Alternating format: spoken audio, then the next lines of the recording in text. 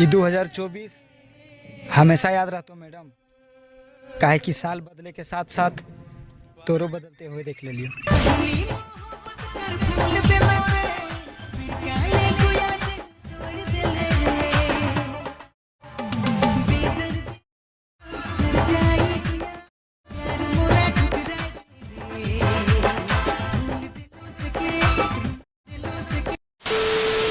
ये 2024 हमेशा याद रहतो मैडम, काहे कि साल बदले के साथ साथ तोरो बदलते हुए देख ले लियो।